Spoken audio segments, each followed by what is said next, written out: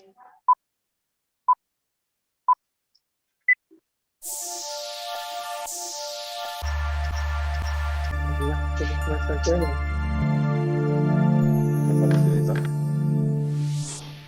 looks like the video has begun. This is M.Carmiro. So here we are celebrating the 99th anniversary of Mestre Gabriel.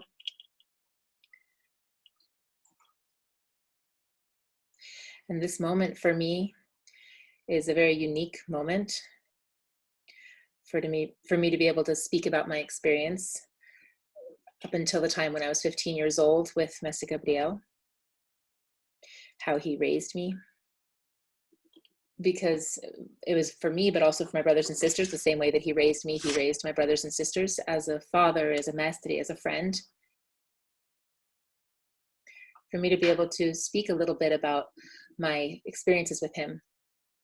And so if any of you have a question to ask within my knowledge, I'll be able to speak.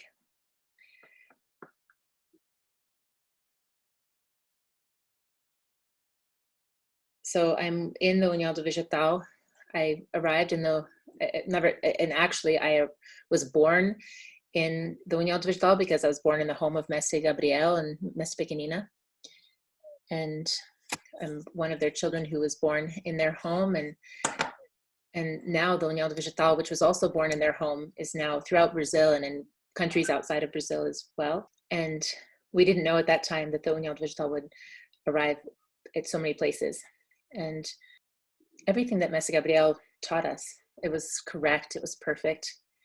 And me, I just didn't have the capacity to learn everything correctly. But what I was able to learn, I learned. I was able to build my family within these principles that Mestre Gabriel taught me. The principles of respect for my elders, respect for the family. This is something really important, starting with our own family.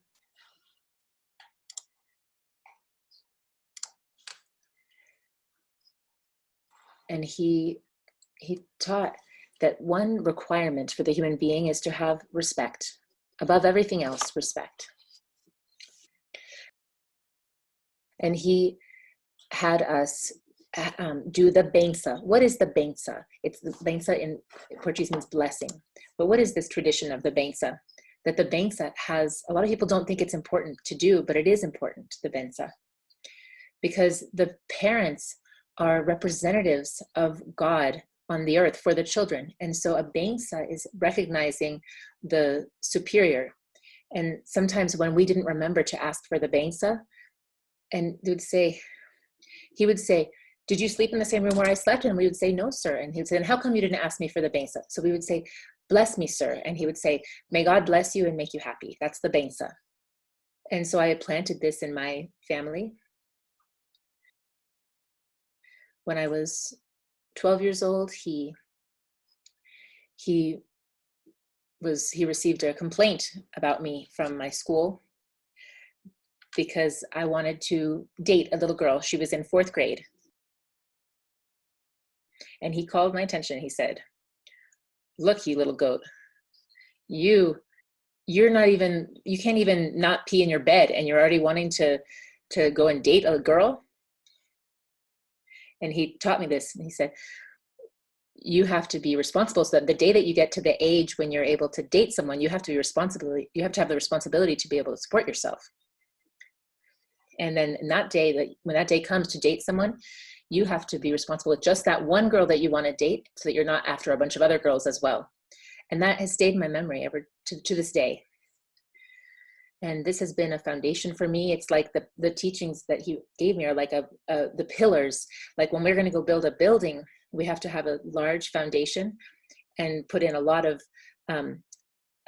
concrete and columns to be able to create the building. And in our marriage, it's the love that builds this. because if we have a structure that's solid and firm, then the structure can't be blown over, can't be destroyed.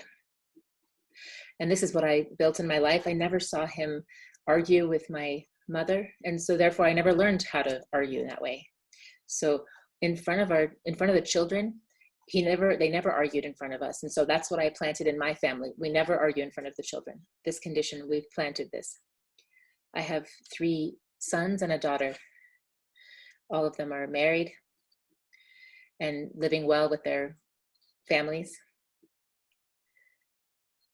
And it's the greatest gift that I have, is to have my family well structured, my children in the União do Vegetal, following in the União, because it was the path that Mestre Gabriel placed in my life. Also, Mestre Carmiro Jr., who's the son of Mestre Carmiro, and Mestre Carmiro Jr. is the central mestre of the first region in Brazil. And we're going to ask Mestre Carmiro Jr. to speak some words. So this is now Mestre Carmiro Jr., who is the son of Mestre Carmiro, Mestre Gabriel's grandson, who is the central mestre of the first region. It's good to be here with all of you on this live stream that's been organized by the first region.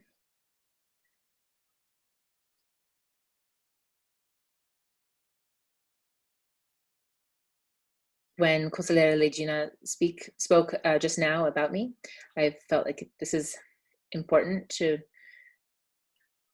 I thought it was really important to have this live stream with Mestre Carmiro. I'm happy that he accepted. Happy with the invitation from Mestre Almir Nahas, who's responsible for the spiritual orientation.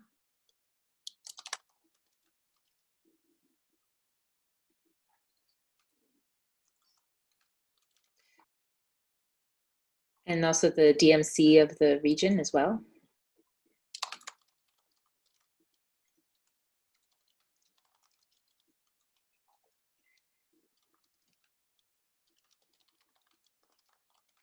And how important it is for us to have a son of Mestre Gabriel to share his experience, the many experiences that he had.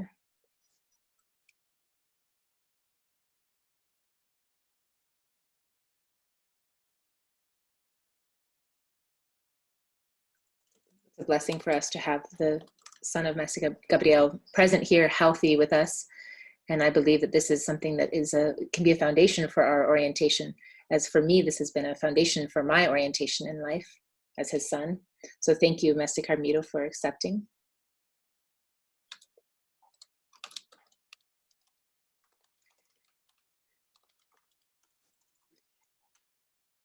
I know that you, sir, are not so adept with the technology, but I'm happy that you're able to familiarize yourself with it to be able to do this communication with us.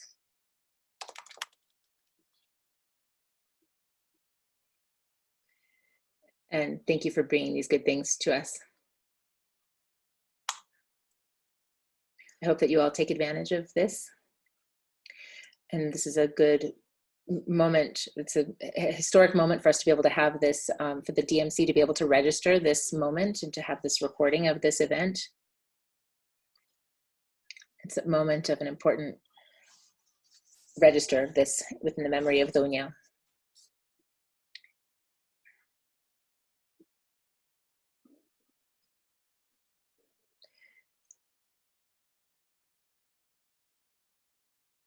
Thank you for your attention, and may we commemorate the 99th anniversary of Mestre Gabriel's birth with joy and happiness, and asking that he give us health and wisdom for us to be able to keep walking with more trust.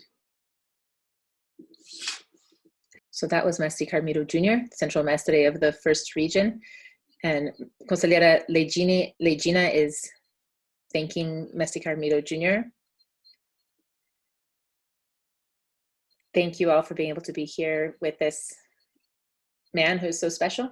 So we have some questions that the brothers and sisters are writing here.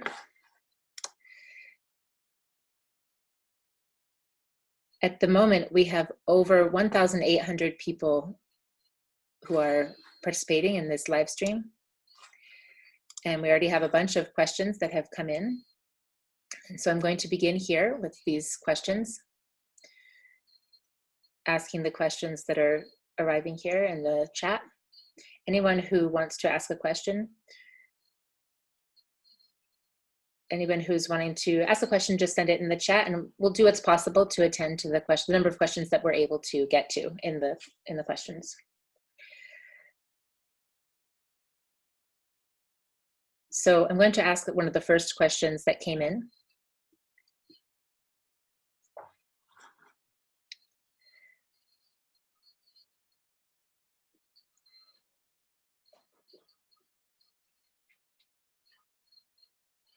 So this first question, the person wants to know what teaching did Mestre Carmiro hold in his heart that he received from Mestre Gabriel? What is a teaching that Mestre Carmiro received from Mestre Gabriel that he holds in his heart? Now it's Mestre Carmiro speaking. The teaching that Mestre Gabriel gave to me, all of the teachings were special. There's not like one that's greater than the others. Everything that Mestre Gabriel did,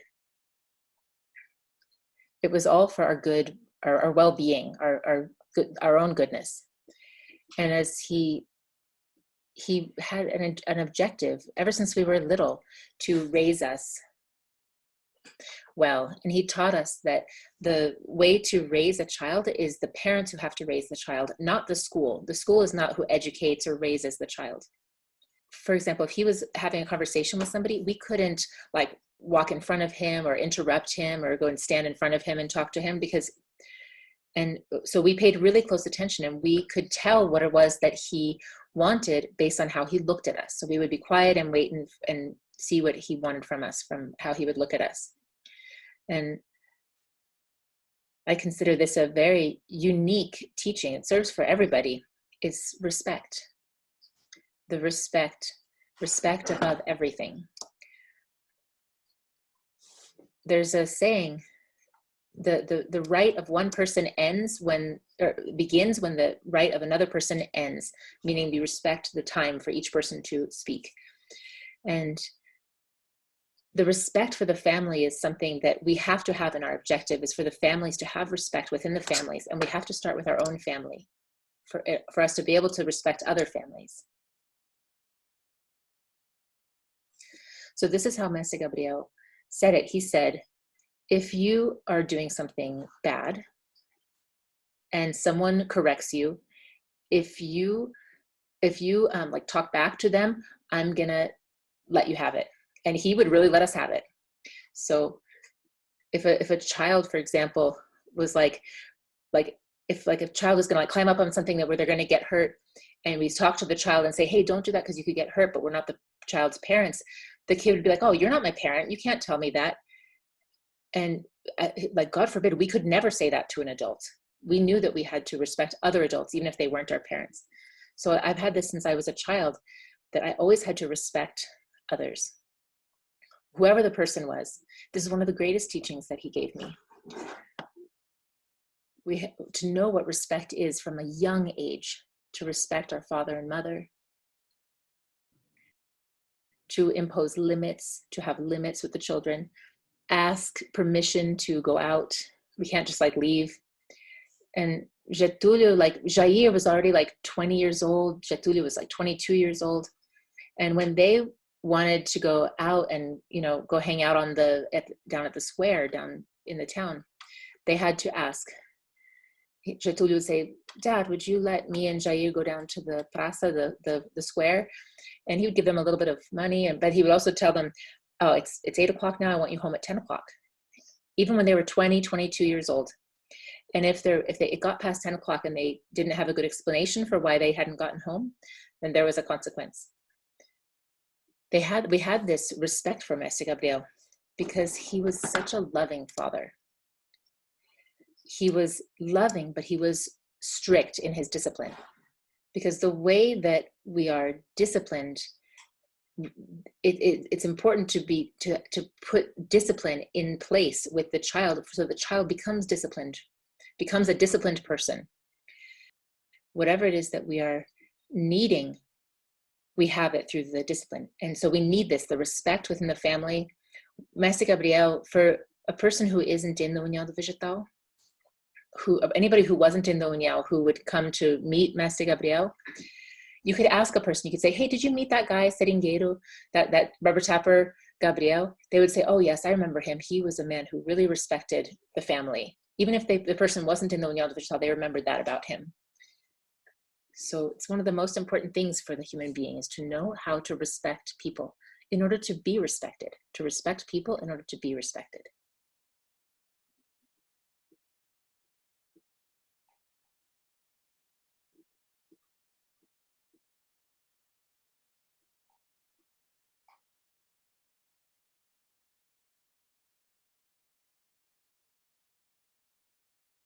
There's a little bit of a pause, guys, while they're like figuring out how to ask him the questions.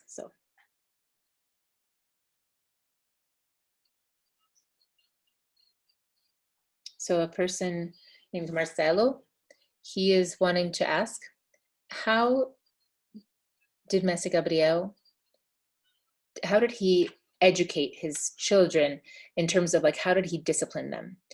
Did he spank them? Did he use his words? So now Mestre Carmiro is responding, look, he didn't like beat us, he disciplined us. His discipline came through his words. If we didn't obey, then he would correct us, and he might give us a tap. For example, Mestre Gabriel, he didn't let us use kites, these particular kinds of kites. And I really loved that kite, and I always wanted to play with the kite, but he wouldn't let us play with the kite. And I disobeyed him without him knowing. I thought he didn't know that I was disobeying him. And I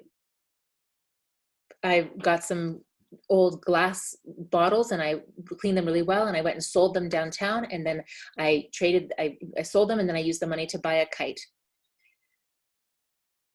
And this friend of mine was waiting at the gate so whenever we started hearing his truck coming down the street, then we would wrap up the string of the kite and we would hide it. And we thought that we were fooling him. We thought we were fooling him, that he wouldn't know that we had been playing with the kite. And one day he left the truck down the street and he walked to the house, and all of a sudden he was at the gate without us knowing that he was coming. And I quickly dropped the kite and I started crying after I dropped the kite. And he said, what, you're already crying? I haven't even spanked you yet. And I said, and I was so sad. And he said, no, don't worry, I'm not going to spank you. But he said, if I catch you again with he said, if I catch you with that kite again, I'm going to make you eat it. He said he would make us eat other things, but like to eat a kite that's made out of like wood and paper, he said, don't play with that thing again. Go and put it away. And sometimes he explained why. He said, because the kite, it goes up into the air and it picks up certain bacteria that's in the air, and then you pull it down, get that bacteria on your hands, and you bring that into the house, and it's possible that you get sick. And this was like back in the 50s. And then later on, the scientists found out that it actually was true that kites would go up, and if they were in a certain level of the sky, that there was bacteria up there that they would pick up, and they would get pulled down, and then that bacteria could make people sick. And I didn't play with the kite anymore after that, because I knew that he would do what he had said. He would make me eat it if I did play with it again, because I knew that he would always fulfill his word.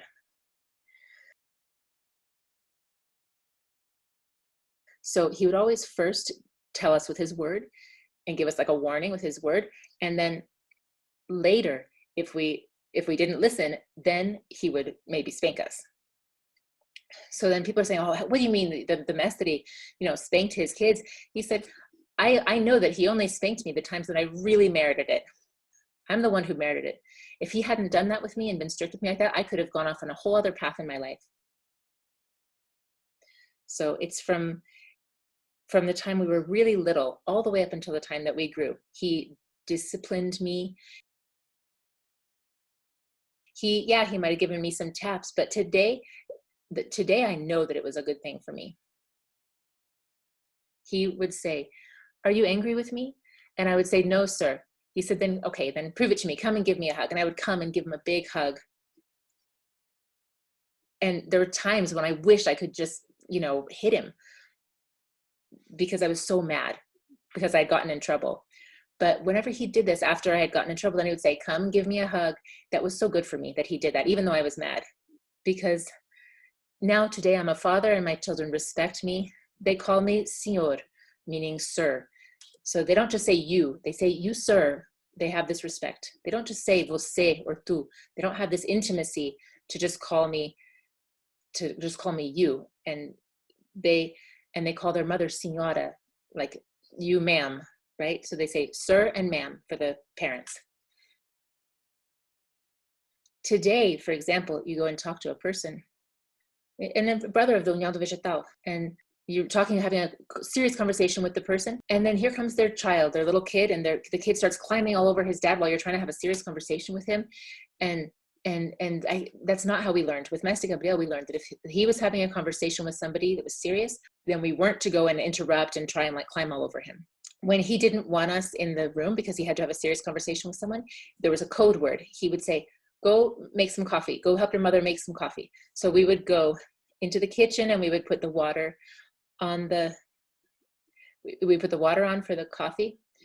And then we would go and hide next to the door to see if we could listen in on his conversation. He knew that we were there, and he'd say, hey, the water is ready. You got to go get the water off the kettle. So, for example, for my brother, for him to raise my brother, my sister and me, for him to be able to dominate me and Janjita, it had to be a strong person because we were really troublemakers. So I'm grateful that he brought me in his family. And I hope that when he comes back, I hope I get to come again as his son, because I know that he's going to come back. Or if it is that he's going to come back, I want to come back as his son.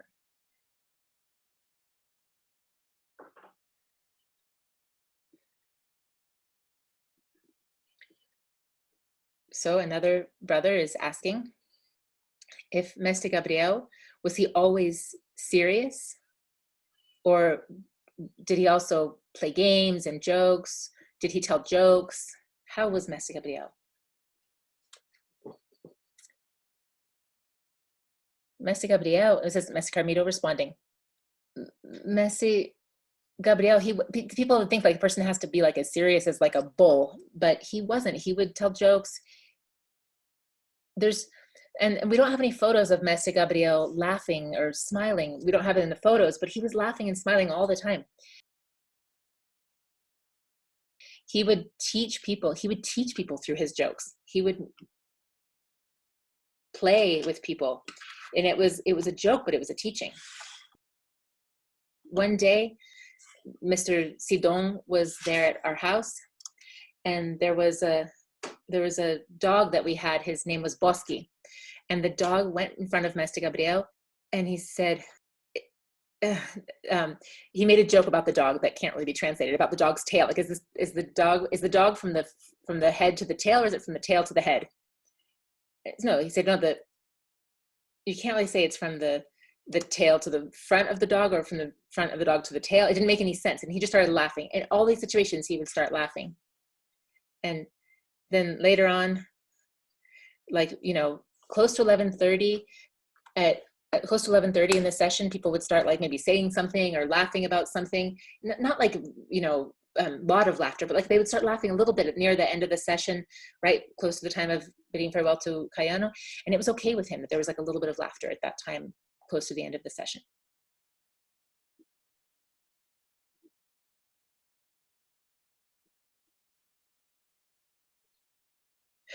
Mr. Carmino is asking, how come it's taking a long time? I answer the question, and come on, you got to be quicker with the with the next question.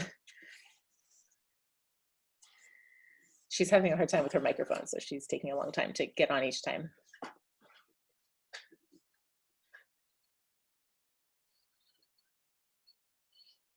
Okay, next question. A woman named Ana Clara wants to know, how did Mestre Gabriel speak to you about your studies, about being in school? Was school something that was important to him?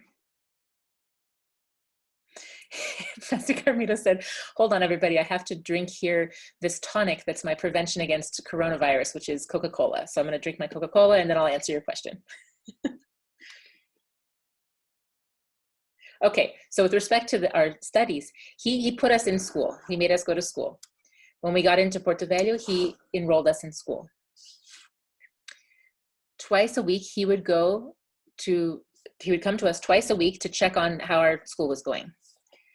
At the beginning of the year, he would get all of our school supplies, all of the books, and we would go to the bookstore and he would buy all of our materials for us so that we would be able to have all of that material during our school year. In the middle of the week, he would say, hey, get your notebook for me to check it. Let me see if the money I'm spending on your schooling is worth it. And so he would look through and he would notice that there was a piece of homework that was blank. And he would say, how come you didn't do this? And he'd say, I'd say, because the teacher doesn't correct the work, so I didn't do it. He'd say, I'll correct it. So then he would take it and he would correct my work. He would, like the way the teacher does. And he would notice that like I was using a different pencil. It was a yellow pencil instead of the black pencil. He says, but I gave you the other pencil. And I'd say, oh, but I gave it to my friend. I traded it with my friend. He'd said, I bought you that pencil and you can't go and take something that I gave you and give it to somebody else. So you have to go back and trade it with your friend at school and get back the one that I gave you, because you're not to go and trade things that I gave you without asking my permission. He was very strict and he monitored us. So the things, for example, when we moved to Porto Velho and we were living in the little house right next to the headquarters, which is where people drank vegetal. And there was another family that was living right nearby, and they weren't in the União, and they didn't have the same principles. It was no joke because they didn't have the same principles. And there was this boy, we would get into it and fight. And I was constantly fighting with this kid. I would punch him, I would get in fights with him, kind of doing it in order to hope that the family would move away because I couldn't stand it. Soon the family left and that family was no longer there.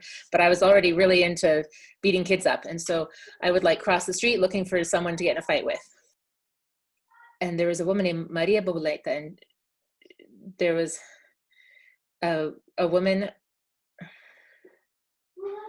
and there was a whole situation with the son of this woman, Maria, and I would get into a fight with him. And he saw something that I took something from the boy. And I said, and M.Carmiro Gabriel said, whose is that? And he said, I froze because I didn't want to tell him that I had stolen it. And so he made me go to the woman's house. He said, go take the toy back to that family. He said, you have to go and take back that toy that you stole from that other family. And so I went over there.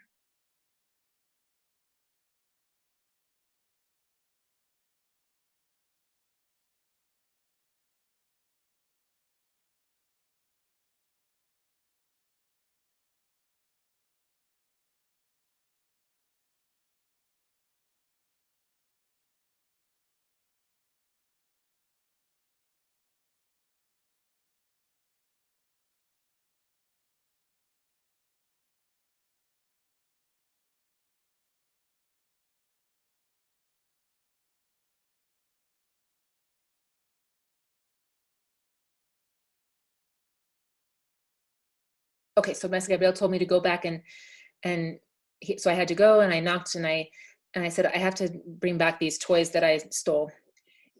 And they said, oh, a kid this size who's stealing?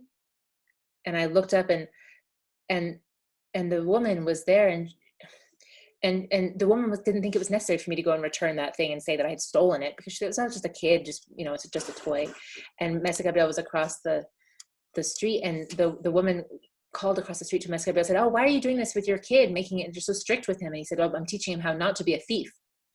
And it was really strong that happened with me. And he did this with me because he knew that I would be so ashamed. I avoided that woman in her house for like 6 months because I was so ashamed of what I had done.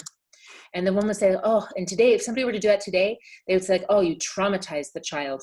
You like speak hard with the kid, or, you know, tell the kid he has to go and return something that he stole, and you know, be ashamed in front of the person. But then but then the kid isn't going to have any discipline if you don't do that with the kid. So what he did with me is he disciplined me from a very young age. He was very strict with me, and then I have that with me for the rest of my life.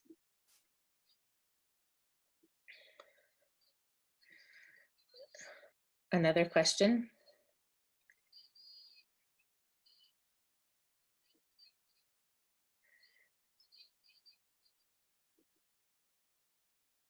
Did Mestre Gabriel say if one day he would return?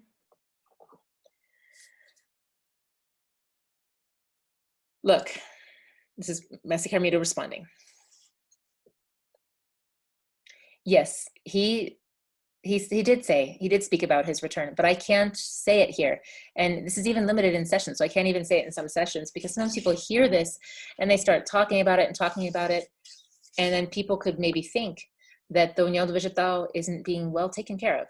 We're not being cautious with things, because the União do Vegetal has the cockpit where the command happens. And so we have to be careful to take the União do Vegetal forward. So I'm not able to speak about this, but yes, he spoke about this. But within a certain circumstance, he spoke this. But I believe that he will come back, because somebody has to come and take care of things.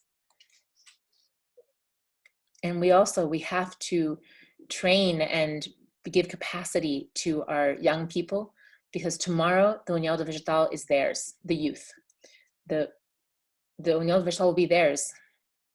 The messes of the Council of Recordation, there's only 5 still. There's only 5 left. There were more than 20. But now there's only 5 still here on Earth. And they're already all old.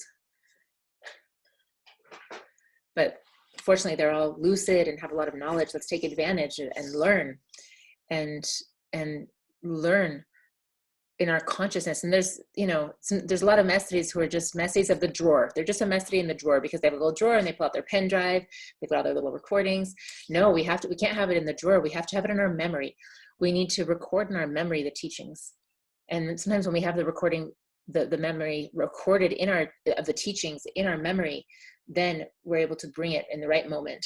And we have to be able to spiritually orient our young people and morally orient our young people, so that tomorrow they can have good success within the União do Vegetal. They can be successful within the União do Vegetal. Because we don't want Mestre Gabriel to come back to have to suffer. He didn't want to come back to the União do Vegetal to have to suffer. Why do we want to let the Mestre have to come back and suffer? So we see the work that the general direction is doing, and everyone has to support. And I'm going to take advantage of this moment to speak about the faixa adicional, which is the additional contributions. We need this for the expansion of the União do Vegetal. These are the additional contributions that people can make through PayPal to support the general work of the União do Vegetal. And for people to give to the faixa adicional from their hearts. Because Mestre Gabriel, he confirmed the União do Vegetal in the superior astral, and he came back and he said, the União do Vegetal is a mark of equilibrium and progress on Earth. And it's not for any human to take it apart. So let's remember this word of Mestre Gabriel. So that's what I have to say. May our brothers and sisters unite more and more in the sense of helping out those who are in the command of the União do Vegetal to follow the determinations that we have to follow.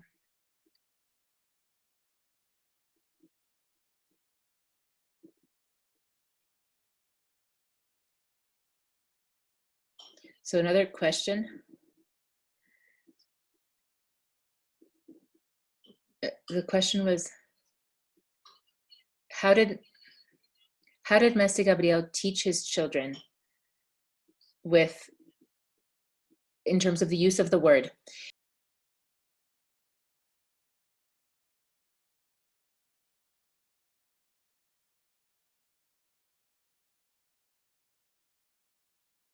Well, what he taught us is the same as he taught within the União do Vegetal. He taught us that the word is what brings everything to us. He said that the word could bring something bad. It could also bring something good. It depends on us knowing how to use the word. So there are words that he said there are words that burn much more than a hot coal, if the person knows. And sometimes the person says them and doesn't realize it, and later on they'll feel the burn of those words that they said.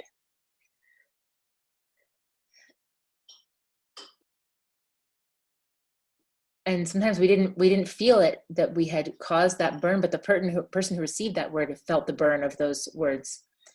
And later on we would feel the burn because of what the person suffered. No one speaks without thinking anything. So once it's in the person's thought and it comes out through their mouth, then it's the cause and effect. It's cause and effect. We have to examine well what we say.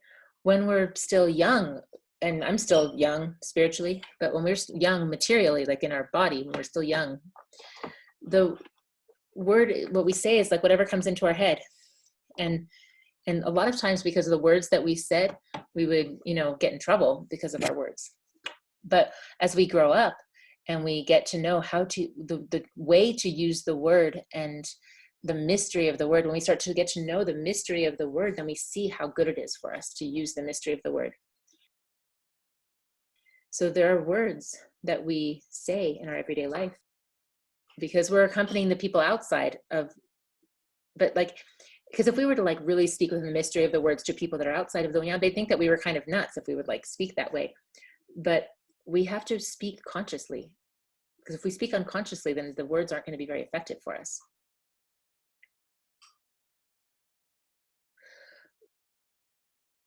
For example, the word grato or grata, which means thank you, instead of the word obrigado or obrigada, which also is used as thank you, but it means obligated, like much obliged.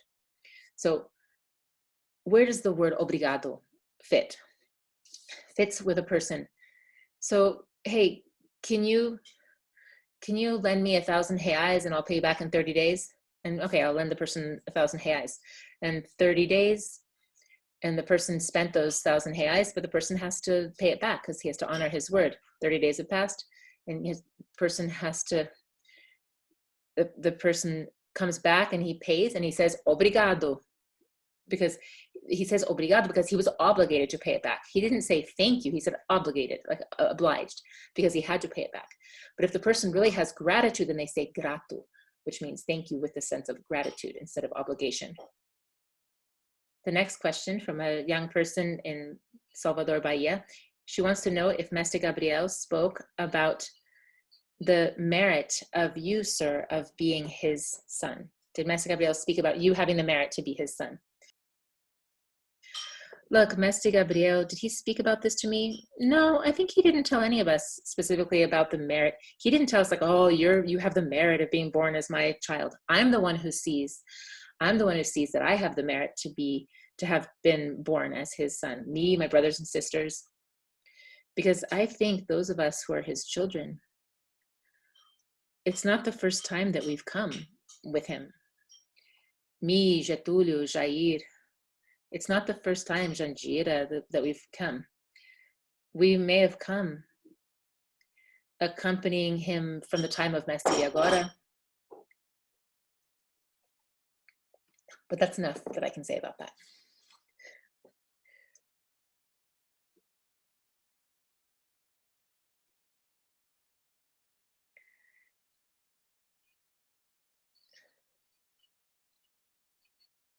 Giovanni Fernandes wants to know if Mestre Gabriel, how did he correct you children when you fought amongst yourselves? How did he orient for you to all to get along with each other, with brothers and sisters? Oh, as far as I can remember, we didn't fight with each other. We didn't spend time fighting with each other because we had to unite, because we didn't learn how to fight with each other.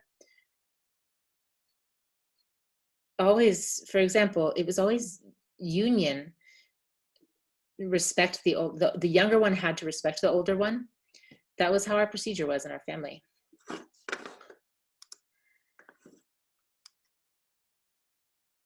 We had to respect Janjira, Getulio, and Jair because they were older than me. I had to respect them. And then when they got old enough, then they were old enough, they started working to be able to support us. And so we had to, and me and Janjira, we would stay together at the house. We would like make some beans at home so that when they arrived home, they could eat. We couldn't fight. We had to unite. We had to make them lunch so that they were out working to support us.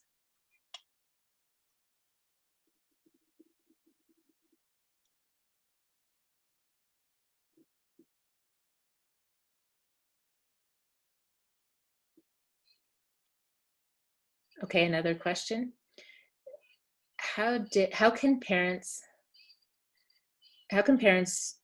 deal with when their adolescent child doesn't want to drink vegetal?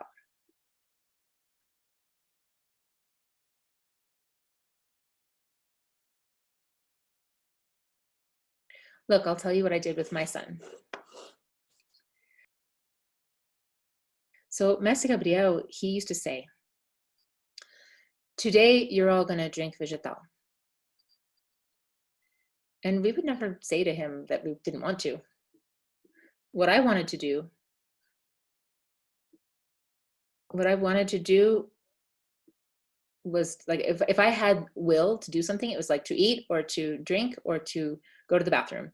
That was what we were like allowed to want. We didn't have this thing of like, I want this and I want that. We didn't have that.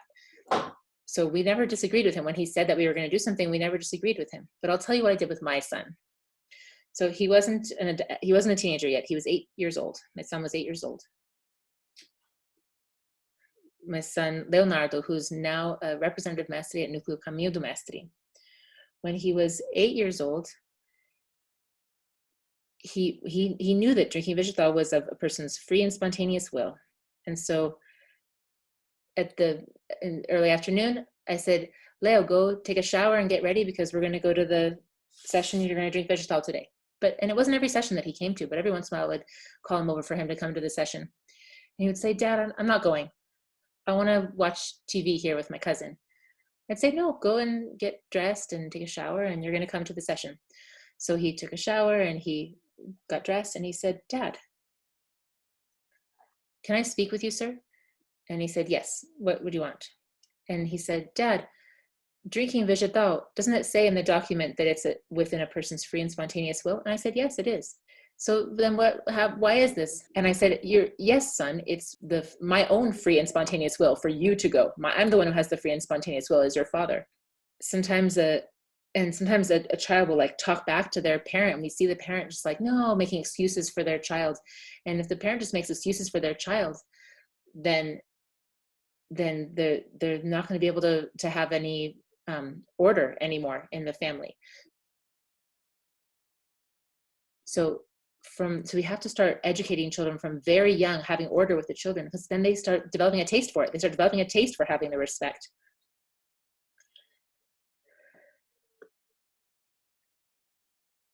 So my father would tell me, he'd say, today you're going to drink vegetal. And I told my son that, no, today's the day that you're going to drink vegetal. And he never, and I did this with my child, and today he's a representative mestre. Now, what if I had just said like, oh no, it's the moment of the child, he'd rather watch TV. And there's so many things that kids see on television, and the kids like start having ideas in their head because of what they're seeing on television.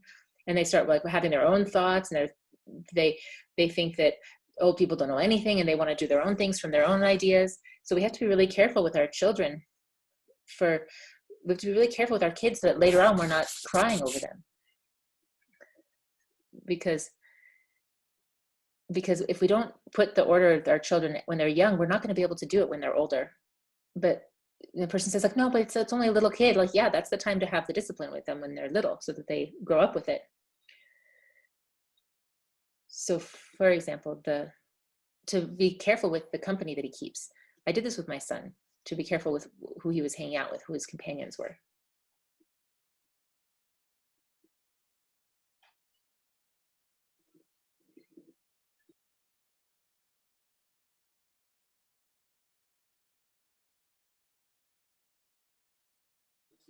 Another question. A young person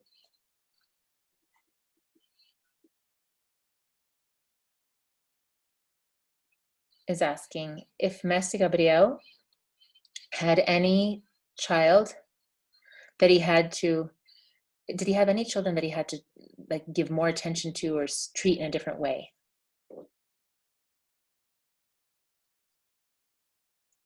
I didn't see that he treated any of us differently. I mean, there was a sister that I had, her name was Carmiranda. She was little and he really loved her a lot. And she was only alive for a year and 15 days. She died after a doctor gave her an injection, the wrong medication, and she died. And he suffered a lot after she died. She was only a year old. But I don't know if I can say that there was like, that he had something like special that he, you know, liked one of us more than the others. Like he treated all of us equally. And then there was Hosio. For example, Hosio had special needs. Abomir. Abomir was the reincarnation of my grandfather. And he also had special needs. And so my father had to give him, like for these ones, Mestre Gabriel had to give more attention because they had, like for example, Hosio, you had to feed him, you had to spoon feed him because he couldn't hold the spoon. And there's also the one who's, the ones who are mute and deaf, because Abomir and Bem-vindo both were mute and deaf. And so there had to be extra care given to them. But I can't say that he like cared more about one or the other, just that there were children who had special needs and he had to attend to those needs. So there's a child who's 9 years old who's asking a question. She wants to know, what did Mestre Gabriel say about Christmas to his children? What did he teach about Christmas?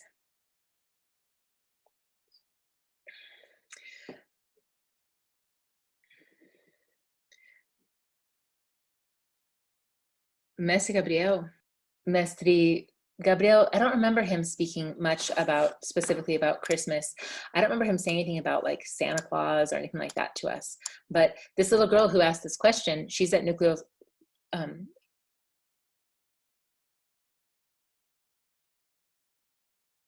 Sultão das Matas, which is where Mestre Jair is. So she can ask Mestre Jair and see if he remembers.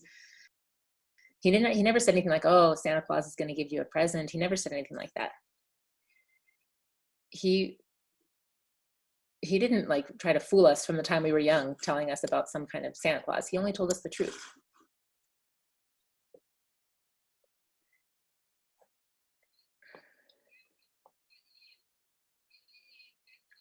Another question. A person who's from Núcleo Pedra Mar. This person wants to know, what is this story of the cascudo a cascudo that hurts on the top of his head? It's what I said. There's some story about his childhood that has to do with this. So Mestre Gabriel, he was talking with Mestre Cicero, and I went right in front of him, and he looked at me. He says, you know what the rule is? And I said, yes, sir. And he told me to go and get a stick that was outside of the house. And I went back.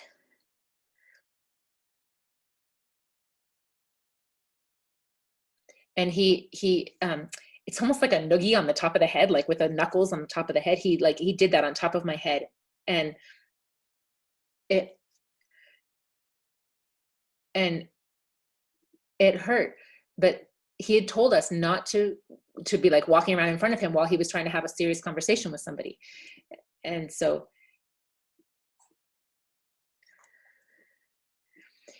he said, and so he taught us, like, if we were to do that, if we crossed in front of him, that there would be a consequence. So he gave us like that little knuckle on our heads.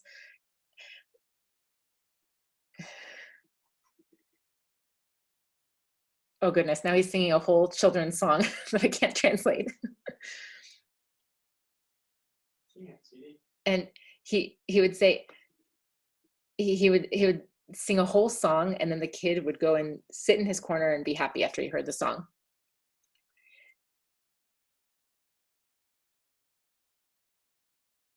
And so this is the way that I was raised, and the way that I raised my children, for children to have this respect. Sorry guys, I did my best with that one. He told a really fast story and then sang a song, and I wasn't able to translate that. Another question.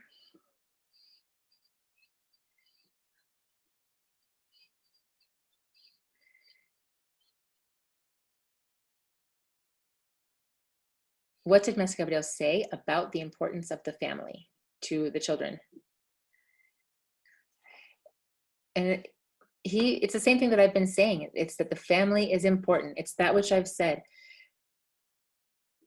The family is 50% mine and 50% of the mom, my wife. It's like being business partners, 50-50. It's not like 80% one and 20% the other. It's the responsibility is both of ours. And it's not like one of them, it's not like I'm the man of the house, so I'm just going to go off and do things without talking to my wife, because what if it goes wrong? Then there's really going to be some conflict. But if we arrange it with each other and say, hey, how about we do this? And then we talk about it. Then if it's wrong, then we face that thing, that mistake that was made together. We face it together because we both made the decision. So the family is important. When a person when a person builds their family with love, because there's no such thing as ex-children.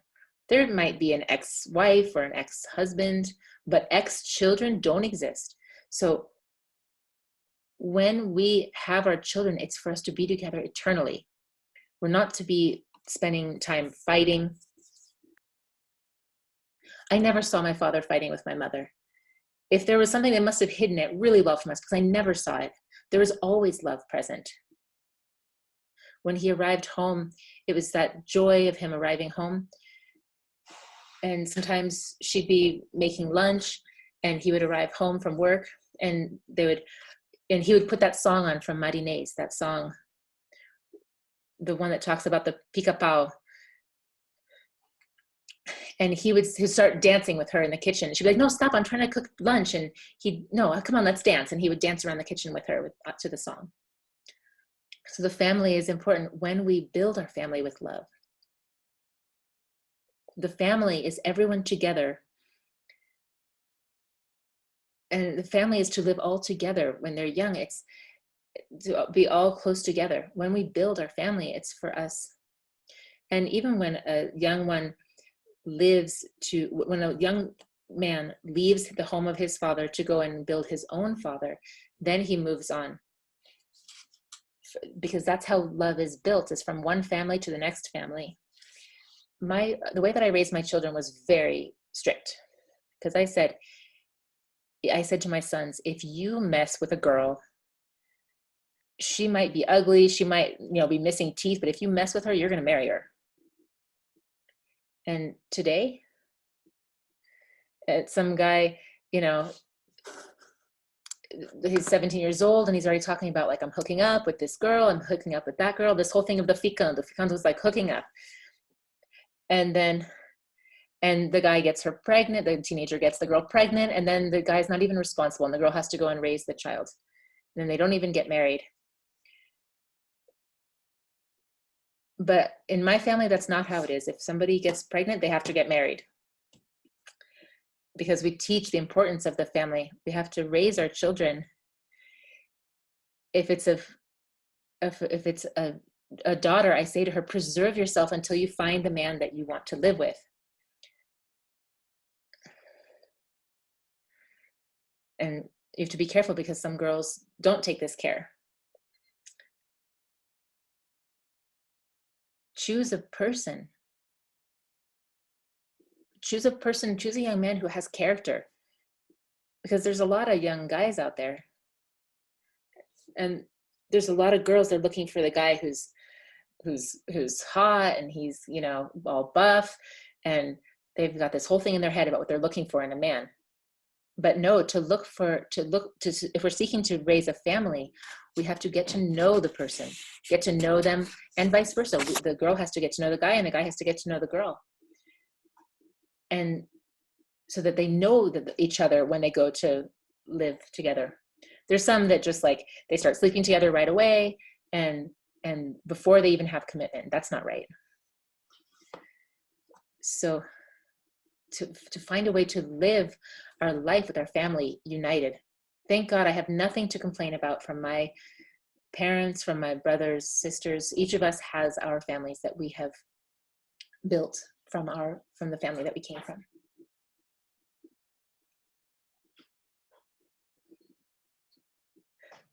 He's saying, come on, Legina.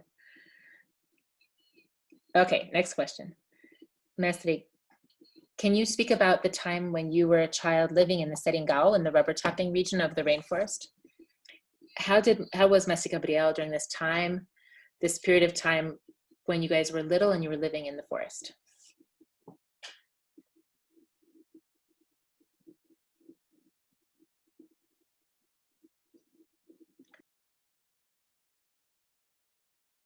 Look, we're like heroes, because to live in the middle of that forest, my brother, Messi Jair knows, to live in the middle of that forest full of jaguars and poisonous snakes and all kinds of ferocious animals, for us to be living alongside them, for us to, and have to like have our subsistence, our sustenance from that kind of environment. It's like somebody who lives in the slums of Rio de Janeiro. They know what time the shots happen, like what time the gangs are out, so they have to be really careful. It's that dangerous. And Jair, he was like followed by jaguars. All of you who are like from the environment department, you're all like careful about the animals, but none of them were there at that time wanting to like preserve a jaguar or something. Those jaguars, when you see the jaguar's face with his whiskers and his ears going back, like getting ready to pounce, the person would become the jaguar's snack. So that time that we lived there, it really wasn't easy. The one of the houses that we lived, there was 12 steps up to the top of to the platform where the house was. Like the house was up on stilts, and there was 12 steps up to get to the house, and that was in order for the jaguars not to get in. And that was our little house, and we had our little house was that.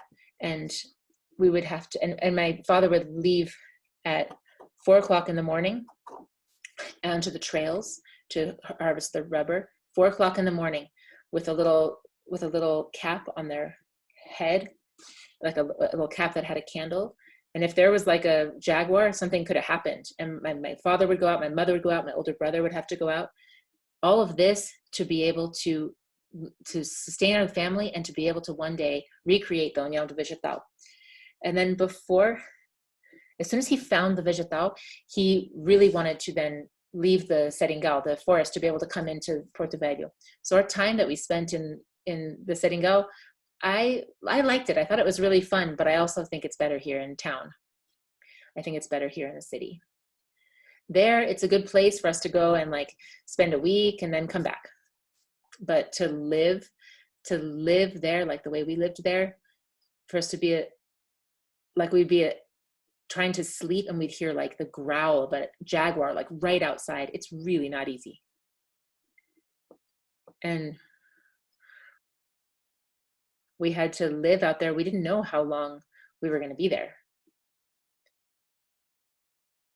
But it's natural. And one time I wanted to go with my brother, with Jair. I just wanted to go. He went to cut the rubber trees, and I went a few times with him, but I was little.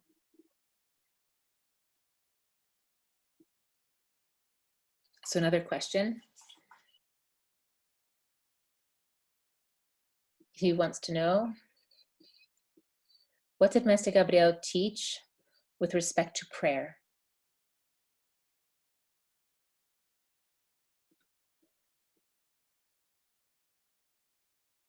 Prayer is a request. Prayer is when we ask for something. But the prayers that Mestre Gabriel said, there's that one that we know, that's the one that's also a chamada, which was before the recreation of the União do Vegetal, which is Anjo da minha guarda, my guardian angel, which is now a chamada. And then there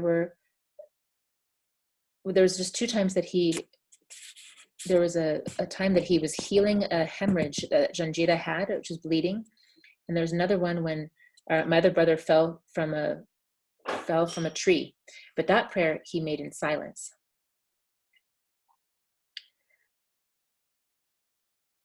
That's what I know of prayers, because there are prayers that Mestre Gabriel taught. Like, for example, he taught his brother Antonio Gabriel the prayer of Meu Jesus crucificado, my crucified Jesus. And when Antonio Gabriel arrived, Mestre Gabriel was already sick, and Gabriel told Antonio, he said, I'm going to teach you a prayer for you to say every day for a year. And he taught that prayer of Meu Jesus crucificado. And he said, but that what he taught him was just a little part of the prayer, part of the prayer. There's actually more words, because it talks about 7 candles burning and 7 books. But Mestre Gabriel didn't teach him that part. He just taught him this other part that was what we know of the prayer of Meu Jesus crucificado. And for us, a lot of times people have like a prayer and they like write down the prayer and stick it in their pocket. And then they go and read the prayer. But that's not how it is. We have to have a prayer. We have to have the prayer in our memory. And when we pray it, we have to pray because we have a necessity, and to have faith, because if we don't have faith, then the prayer doesn't have an effect.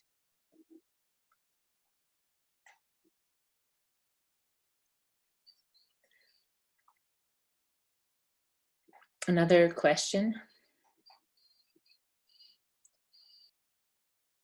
What are the orientations that Mestre Gabriel gave with respect to the friendships that his children had, with his kids' friends? So I was speaking about this before, that he always knew who we were making friends with. He oriented us. Getulio and Jaya, they didn't have like a lot of friends outside of the family. They were friends with each other. They were mostly just friends with each other. They worked together. They would go out together. They didn't have like friends from outside. So the friendships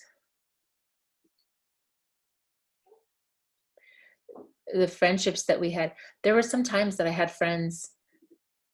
had some friendships and they put me in some really difficult situations. I was only not eaten by the Minotaur because I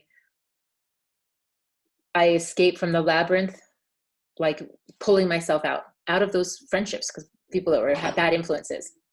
But Mestre Gabriel oriented us to be careful with the friendships, who we were hanging out with.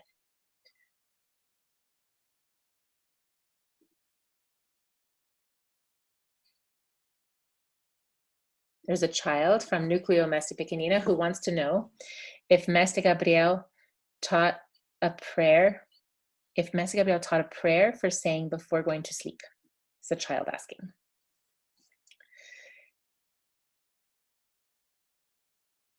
The prayer that I say, okay, memorize it, kid. My wife prays Ave Maria and Our Father. And even so, sometimes she has a nightmare. But my prayer is very short and I sleep really well. When I lie down, when I get up, may I have the presence of the Father, the Son, and the Holy Spirit.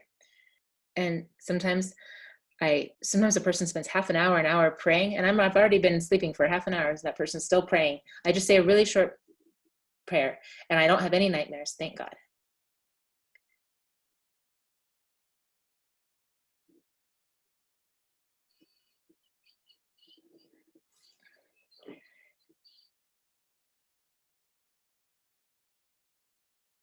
Another question. Did Mestre Gabriel celebrate his children's birthdays? Did he have a party for them?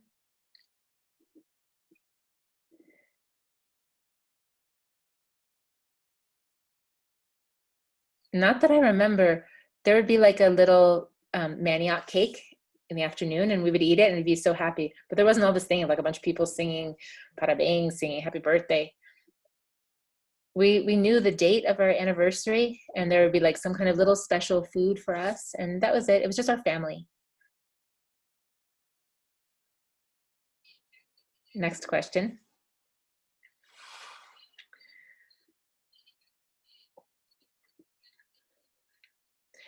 After Mestre Gabriel recreated the União do Vegetal, did he continue to channel the Sultan of the Forest, to receive the spirit of the Sultan of the Forest?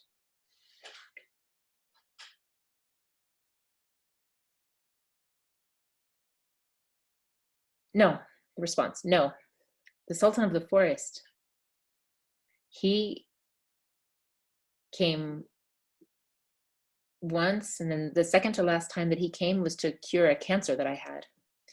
That to this, I've already told the story a number of times. And he taught to find a rat and take the fur of the rat and cut the fur of the rat in the shape of a cross. And Mestre Gabriel had already drank vegetal with Chico Lourenço 3 times. But he told Pequenina, go and cut the fur of the rat in the shape of a cross and put some water to boil. And he showed a little empty can. He said, put half of this cup and put the fur into the boiling water for 15 minutes and then drink it and you'll be well. And to find a rat in the forest like that, it was really hard to find it. And one time I was carrying something, my mother was, and I was carrying these cartridges and these things that we use to be able to carry things. And my mother was getting wood to put onto the fire. And all of a sudden we saw the rat walking along the top of the wall. And all of a sudden my brother was super fast and grabbed the rat, and she did that whole thing with it. And I remember the smell, that was terrible smell of that thing that they made with the rat fur, but I took it and then I was cured. And then they explained that it had been a cancer that I'd had. And then after that, Mestre Gabriel started to have sessions, and then never again did Mestre Gabriel bring Sultan das Matas. And Mestre Pequenina asked him, hey, would you bring Sultan das Matas, because it's been a long time since he's come, but he was already directing sessions at that time. And she asked him, would you please bring him again? And he said, no, I'm not going to bring him again, because the Sultan of the Forest is me, myself. It's I, myself. And she couldn't believe him because she thought that it was a different spirit. And she said, but that time that you told me to go and make all those leaves into a bath and put Jair into the bath when he was sick and the whole thing, and you told me to do all that, that was you, that wasn't Sultan das Matas. He said, no, that was me. So after he started distributing the vegetal, he didn't work any longer within the Umbanda tradition. He only worked with the vegetal. So he didn't bring Sultan das Matas anymore.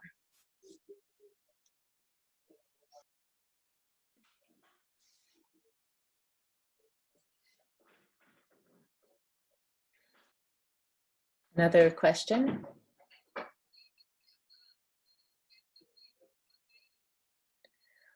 What was Mestre Gabriel's favorite food?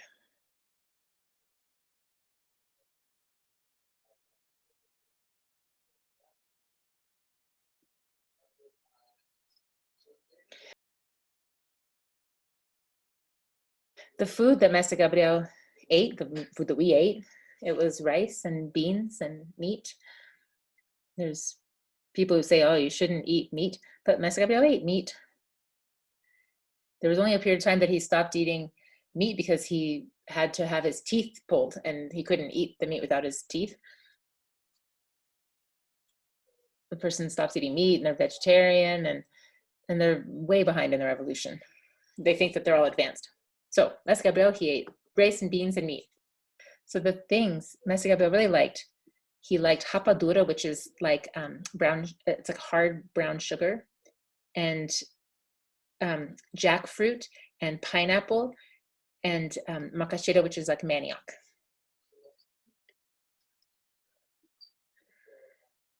There's a few things there. I don't know where people get some ideas, but some people have this idea that Mestre Gabriel was eating rice and beans and meat And he said, like, oh, that's what I have to eat. Like, as if he had something else, he wouldn't eat meat. But that's not right. Like, God gave us teeth so we could bite into the meat. So if there's any vegetarians out there, for the love of God, just eat some meat. Because the person doesn't eat meat. Oh, look, he's eating a piece of meat right now, you guys. Someone just gave him a piece of barbecue. He said,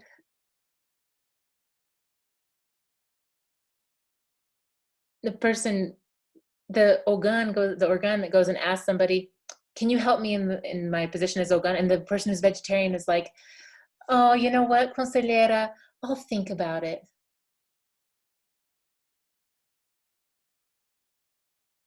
And then after the session, hey, my sister, can you come and help me? Oh, I don't know. I was thinking, I don't think it's going to work out for me. And the person who's eating meat, if we say, hey, can you help me after the session? The person's like, yes, I can. Yes, ma'am, I can help you after the session. The person has more energy. Eat meat because your thinking will be much quicker. You need to have greens also. You need to have vegetables, but you need to eat meat. Don't just be eating leaves. The chat on the Brazil side is like blowing up. Everybody's putting in like laughing faces and everything.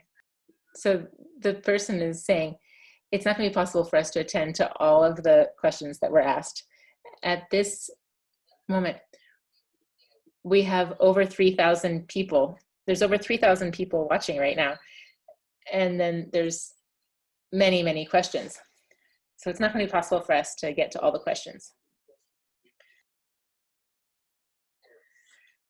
And since the theme of our live stream is in commemoration of the 99th birthday of Mestre Gabriel, we're going to give preference to questions that have to do with Mestre Gabriel. As a father, as a friend.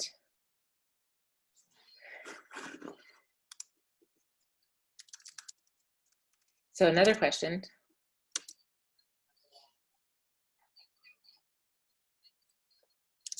And the question is, did you ever see Mestre Gabriel in the Borrachera?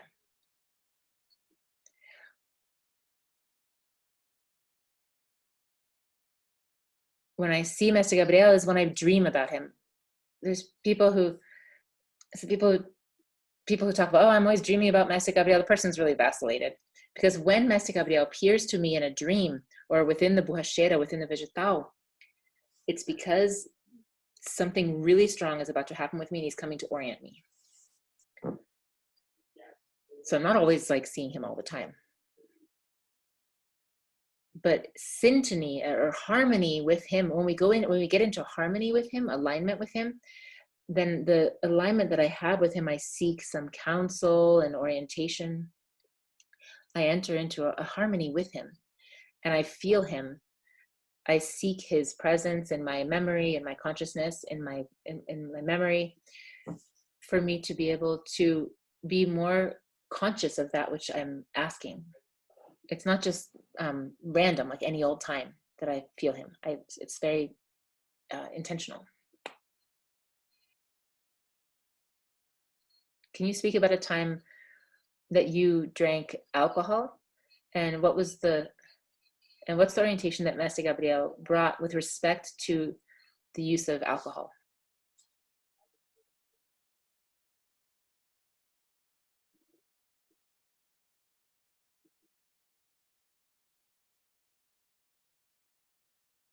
Everything that Mestre Gabriel taught, it was all right.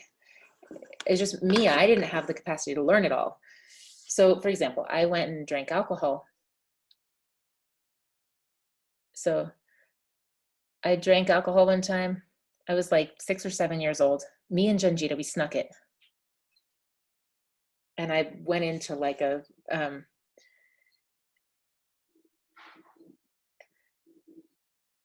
I passed out from drinking, and then they dunked me in the cold water. And then I got a spanking, and he said the cachaça, the alcohol, is something diabolical. He said to me. He said, but even with that, I still, when I was older, once I grew up, I still tried alcohol again, because alcohol It's the open door for all other kinds of drugs and other things. It's the first thing that opens the door for a person. So alcohol is the diabolical communion. It's a person communing with Satan. That's the orientation that Master Gabriel gave. But from young, even when I was little, that thing happened to me and I got corrected. And then I grew up and I still had to like try it for myself. But thank God I'm here able to give this testimony and say that I know I don't even take remedies that have alcohol in them anymore. Give me some other kind of remedy that's not in an alcohol base. I'm scared of it.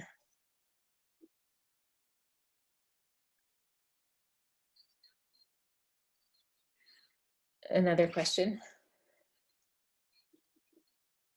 What did Master Gabriel say with respect to material wealth and spiritual wealth? What did he say about material wealth and spiritual wealth? Look, there are people who are very attached to material things. And the law of like detachment or attachment.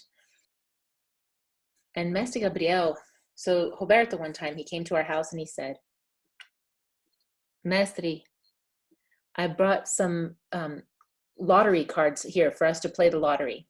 And he said, Roberto, I don't like those games. I'd say, oh, come on, Messi, let's play. Let's choose the numbers on the lottery. You tell me the numbers and I'll put them down here.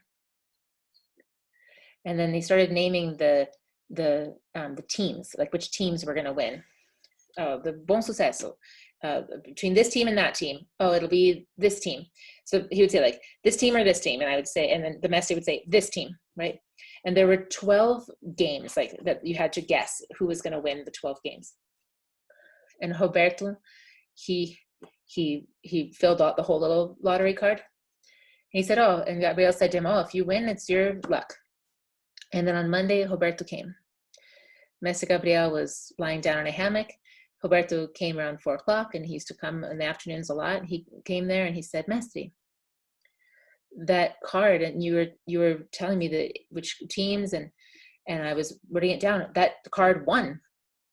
And Master Gabriel said, oh, it's your good luck.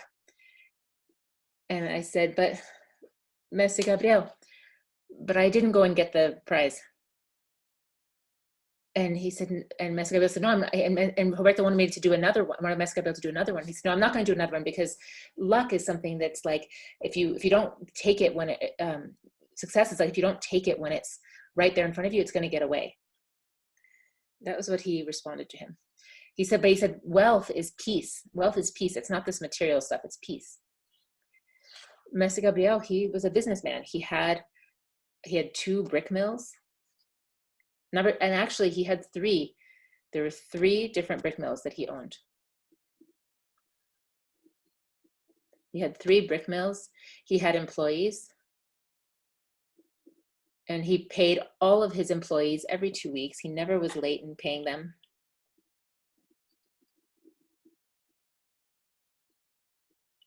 That truck that he had,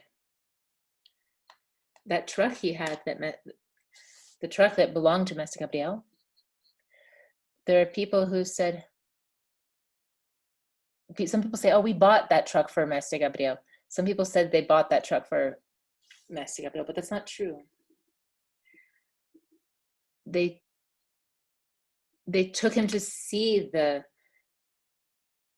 they took him to see the truck, and the truck already had written on the side, Deus é a luz do meu caminhão. God is the light of my truck. There's a kind of a mystery in the word there. And then he went through the process of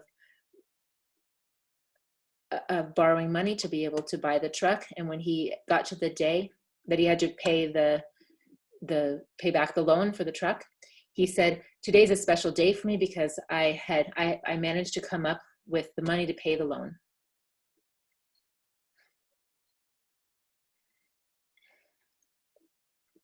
And Hilton and Ramos, they were the ones who went with him to go and take care of the loan of the truck.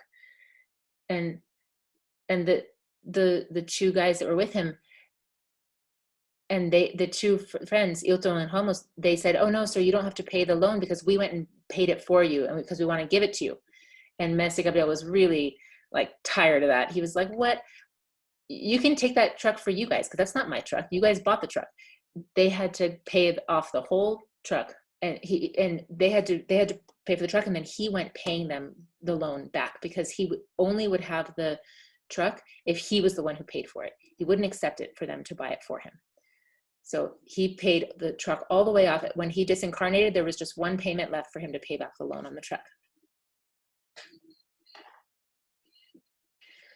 The next question, how was Mestre Gabriel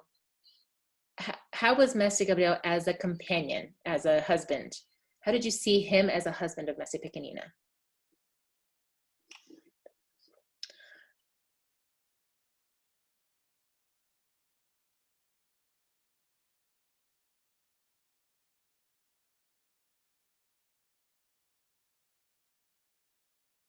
I always saw them as like a almost perfect couple, as if they were like almost perfect, because they were always in harmony and always agreeing. But Mestre Gabriel, he could see 100 years ahead, 100 years into the future. If he was going to do something, he would say, he had this power to see 100 years ahead, but he would say, Mestre Pequenina, I'm thinking about doing this thing. What do you think? And she'd say, yeah, I agree. I think you should do that. He didn't leave her behind and just make decisions on his own. He checked with her. And he would say, when I'm out, then it's my word that stands. But when I'm here, it's her word. So like when I'm here, I check with her, and then I go out and I make things happen.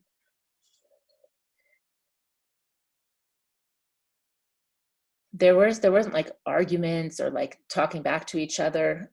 He wouldn't say like Pequenina, and she'd be like, what do you want? Like they never had that kind of interaction. There always was the way they treated each other was very harmonious. And I thought this was really beautiful. And I put this into my life, into my family. 40 years I've been married. 40 years married to the same woman, my wife. Not 40 days. It's the greatest test of union is our marriage. For you to sleep every night next to the person, wake up next to the person, look at that person every single day and not get tired of them. That's the criteria. You can't get tired of them.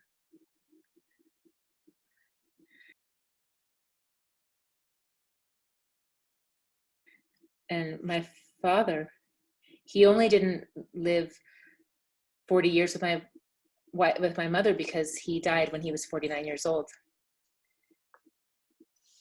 But this came to me, it was so important to have the same harmony that they had.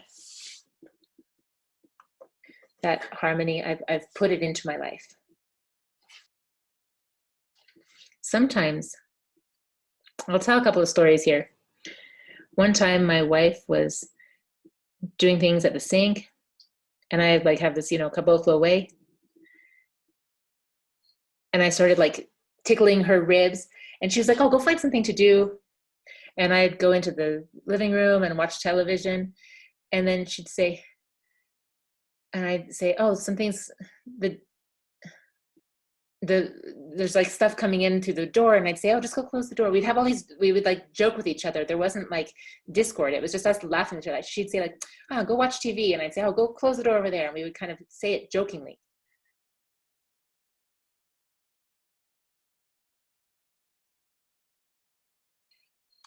There's a child who's 10 years old who wants to know, what were the games that Mestre Gabriel played with his children? What were the games that Mestre Gabriel played with his kids?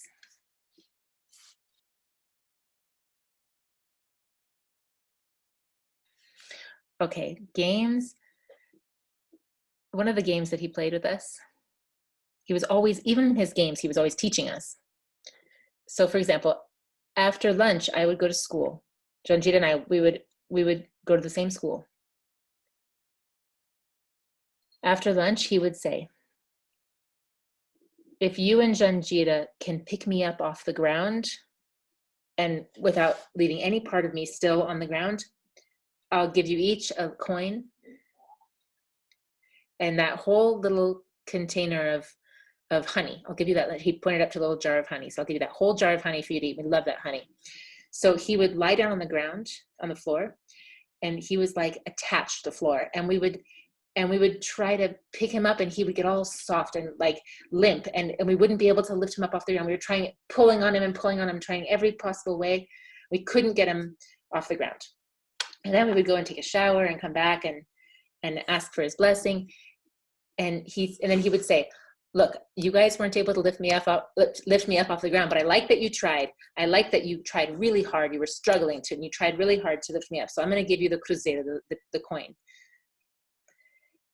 So we tried our hardest, and we weren't able to lift him up. And we knew we weren't going to be able to get him off the ground, but because we were so little. But he would encourage us because we knew that he would give us something, even if we just tried really, really hard. And he would do this magic trick, but he only did it one time. He took a little piece of rope, and he took this little piece of rope and he put it in his mouth, and he tied it in a knot in his mouth. And we're like, how did you do that? How did you tie the knot with your tongue? And we saw it when he cut it. It was just a little piece of rope, but then he would put it in his mouth and he would tie it in a knot with his mouth. And I don't know how he did that.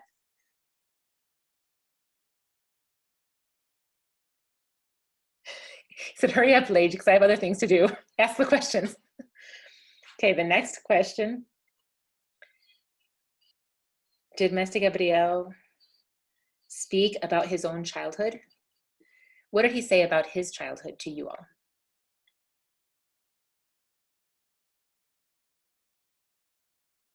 His childhood.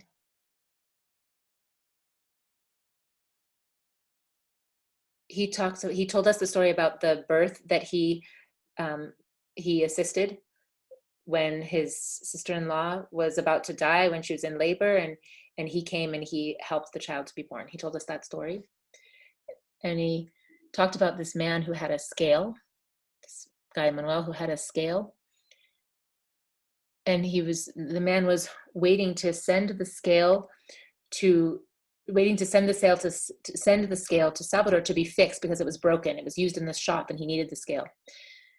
And Mestre Gabriel said, I'll fix it. And the man was like, Jose, how could you do something like that? You don't know how to do that.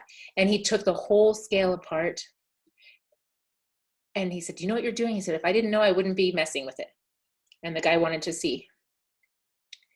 And the guy went back to the front of the shop to attend more people. And he came back behind the counter and he said, okay, let's see if the scale works. And Manuel put the scale up and weighed something, and it was exactly correct. And Mestre Gabriel Jose had fixed the scale. That's what I knew. He went to the granary, and he would say to Antonio, he said, Antonio, if you can,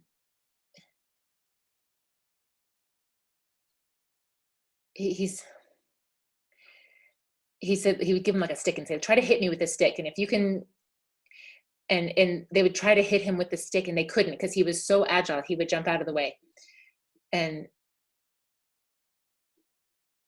so they weren't able to hit him with the stick. And there was another time when they had killed a cow, and his father made a belt out of the hide of the cow. And Manuel went and looked for Jose. And they said, oh, Jose is, I said, where is he? Oh, he's sick, he's lying down. And he was there, and Jose was pretending to be asleep. And he grabbed the belt, and he tried to hit Jose with it, but Jose jumped up and he was getting out of the way. And he made up a verse about the hide of the black cow being an excellent hide because it wakes up those who are sleeping and makes happy those who are sick. And he made this whole verse to make his dad laugh. His dad couldn't hit him with the belt.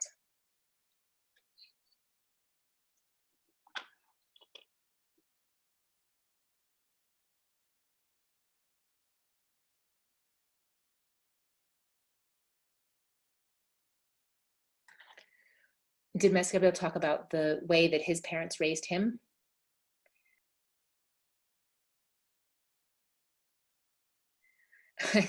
Look, you guys, Mestre Gabriel, he was born ready. Everything already came with him. He didn't need to be raised. All his study, his father didn't need to raise him. He came like formed already. He already came trained. Because Manuel, he was really rough. His Gabriel's father, he was really rough. He was like a those kinds of like army generals, like super strict. And when Mestre Gabriel went to enlist in the rubber tapping army, and Manuel didn't want Gabriel to go. He wanted him to stay there. And he came and he said, I don't want to hear your voice again. And then he didn't, his father didn't want to hear his voice, and then Gabriel left, and then later on, his father reincarnated in Abomir. And Abomir, sorry, you guys, I wasn't really able to understand the story. Something about Abomir when he was little, and when he was 7 years old, he had an interaction with Mestre Gabriel, and from that time on, he didn't wait any longer for Mestre Gabriel to be around for him to have lunch. He would always have lunch before Mestre Gabriel would arrive, and it had something to do with the fact that he was the reincarnated father of Mestre Gabriel.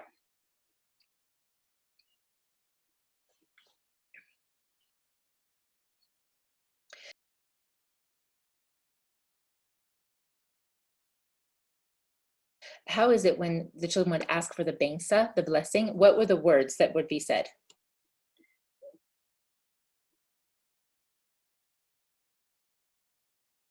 So he would say different things. He would say, we would ask, bless me, Father, and he would say, God bless you, or may God make you happy, or may God give you luck. He would say different things. And if we had a cold, he would say, may God give you health. He would say different things depending on the situation. May God bless you, may God make you happy, may God give you health. When we forgot to ask him for the bensa, when we forgot, he'd be kind of like upset with us because we hadn't asked for a bensa, but then when we would remember, we would go and ask him, and he would say, oh, may God give you vergonha, like, would you, be ashamed that you didn't because you didn't ask for a blessing. He would kind of mess with us.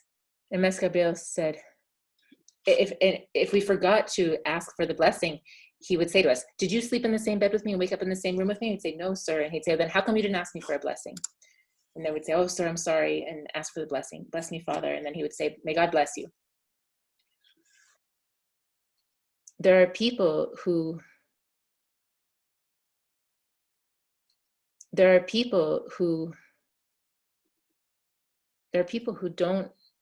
don't institute this with their children because they didn't learn how to do that when they were.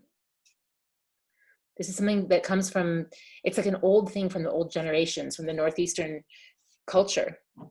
We always have this of asking for the blessing from our parents, for the children to have the reference of their parent, because even if their father is wrong, they don't argue with them, they accept it because they know that that's the person who gives them the blessing. The blessing is the signal of respect for the superior,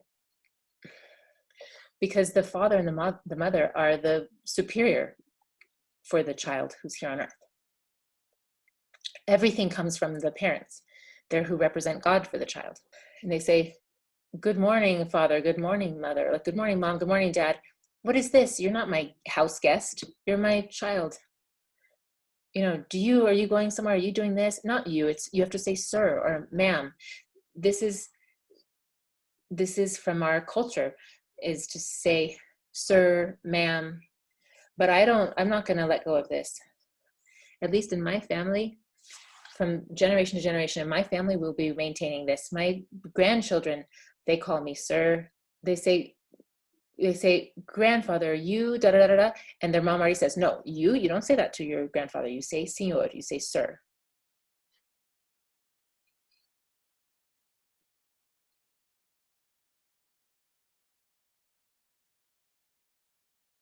Will you speak with respect?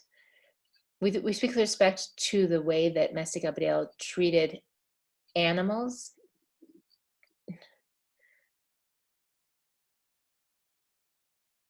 We had a dog named Pitu. He was part of our family. Pitu was part of our family, and he lived with us a long time, this dog, and he helped us in the Seringal because he would hunt like jaguars and cats and all kinds of things.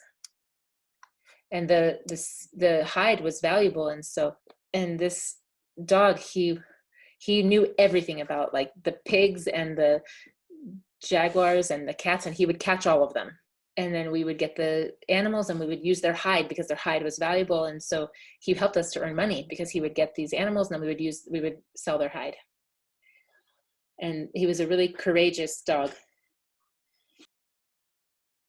And one time, there was a jaguar and somebody tried to shoot at the jaguar and the dog took off running after the jaguar. And he called Getulio over.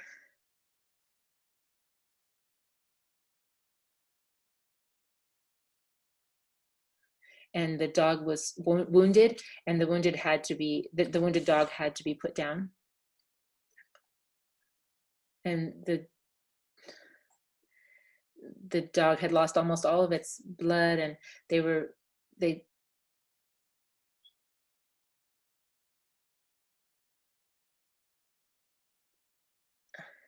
trying to take care of the dog, trying to heal him, but the dog got really, really sick. Oh, they thought that they were gonna have to put him down, but they didn't have to put him down. They healed him. They like took care of the dog until he got better.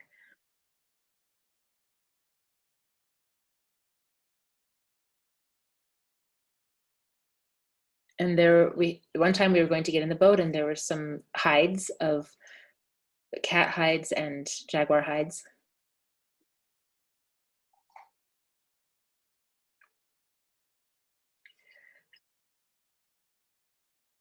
And the dog Pitu was sitting there on the edge of the water, and we were getting the boat to leave the Seringal, and Mestre Gabriel said, "Come on, Pitu," and the guy who had the boat said, "No, I'm not going to take a dog in my boat." And then Mestre Gabriel said, "No, I'm not going to go if you don't take my dog. If you're not going to take my dog, then I'm not taking any of us. We're all going to get out of the boat." And we said, this dog, he's our associate. He's part of our business, our family. So we have to stay together. He's been working for us all this time. And what do you mean I'm going to leave him here? I'm not going to leave him behind. And the man said, "Okay. So since you paid for each person in your family to come on the boat, then you're going to have to pay for the dog." And he said, "He doesn't bite, does he? Right?" And I said, and Mestre Gabriel said, "Yeah, he bites because he's got teeth. He's a dog who bites." And the guy said, "But he doesn't bite people, right?" And Mestre Gabriel said, "No, he doesn't bite people." And he got in the boat. And they were all passing around plates to eat on the boat, and they passed a plate to the dog to eat. And the guy was like, "How could you give a plate to the dog?" He said, "Well, we paid for the dog's passage on the boat, and so the dog also gets a plate of food." And then when we got to the place where we got off the boat and we got onto a train, and then the person didn't want to let the dog onto the train. And then they no way would they let him on the train. And so Mestre Gabriel found a friend, and he said, take care of my dog, because I'm gonna take my family to Porto Velho. And so the whole family went to Porto Velho on the train, and Mestre Gabriel later on went back to the place to get his dog. And that was the time when he ran into Modesto on the train, and Modesto had a gallon of the daime tea. And that was the time that he ran into Modesto on the train. And so Mestre Gabriel, he was faithful even with his animal, even with his pet. So if you have a pet, you have to treat him well. And he wouldn't leave him to like eat trash. And he said the dog is a faithful friend of his owner, not necessarily of any person, because he'll bite other people, but his owner, he'll be faithful. So Mestre Gabriel had this. And later on, I learned how to I really have learned how to like dogs, and there's been times I've had 5 dogs.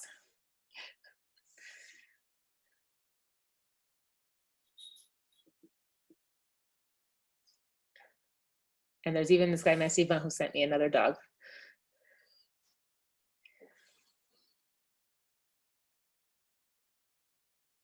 A little girl who's 11 years old is asking,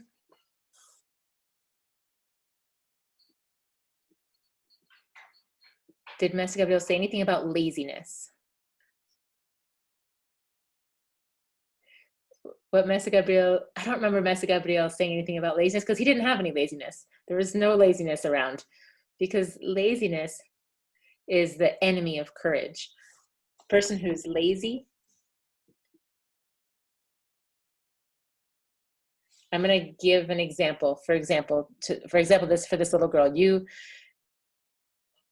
for certain, there's someone who's lazy around her.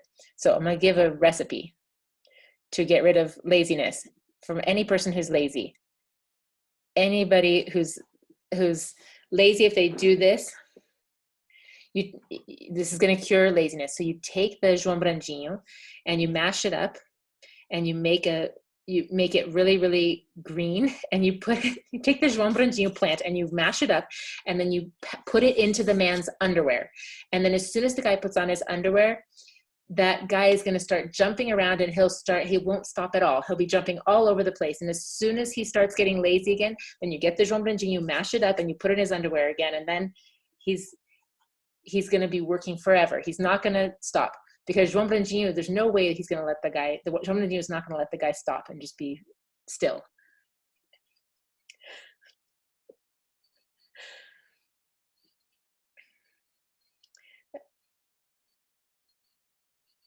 This question is, where did the idea come from to have the commemoration of the 10th of February with lunch and a session?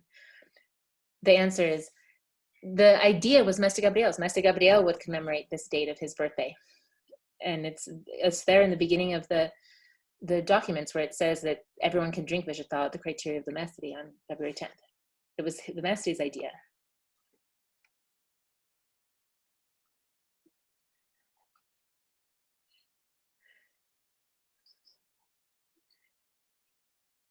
Okay, getting close to the conclusion here.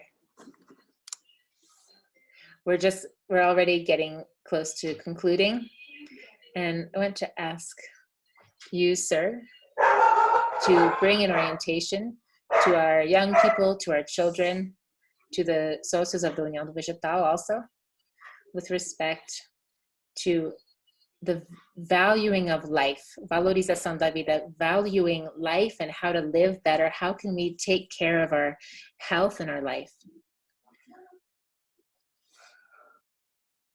Look, life is a divine gift for us to have the right to incarnate in a body, this perfect body, without any problems. The body has no problems. This is a great gift.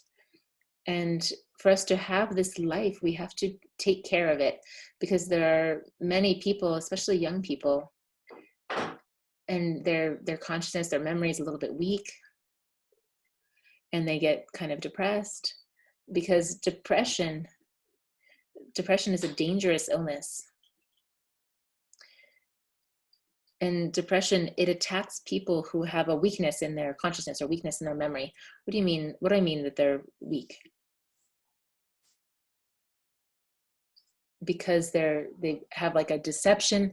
They become deceived by something that happens, and then it's like the world is over, and they start losing sleep over that thing that they were deceived over. And so deception, it's like the person disappointed with something. They get like they're so disappointed. The person was disappointed by something, but okay, just it's only for a little while. Then afterwards, you have to get back up. So for young people, sometimes a young person is in love with some other young person, and maybe they didn't get along well, and the person's like so depressed. The person's so depressed that he goes and like takes his own life, and he's going to take a long time to merit incarnating again because he didn't take care of the life that he had. So we have to remember to keep going. If a person has a problem or has a depression, they need to seek somebody out. Don't be like an oyster and like hold all of that inside. The person has to let it out. And because they don't want to turn into that. Sometimes the person gets really weak and they're like, it's like that voice that comes to the person and it's like, oh, you're weak and no one likes you. And don't allow that voice. Don't isolate yourself. When you have a problem, don't isolate yourself, and share it with somebody. Share it with somebody so that the person can help you. You have a problem, you got somebody who you can trust, go and talk to that person so that person can help you to get out of that problem. Because everything in life man can do. It only depends on us wanting to. For us to give up without a struggle, without a fight, we can't do that. We have to fight. And depression is something really dangerous. There are many people that like any little thing happens and they're already depressed and they start taking medications.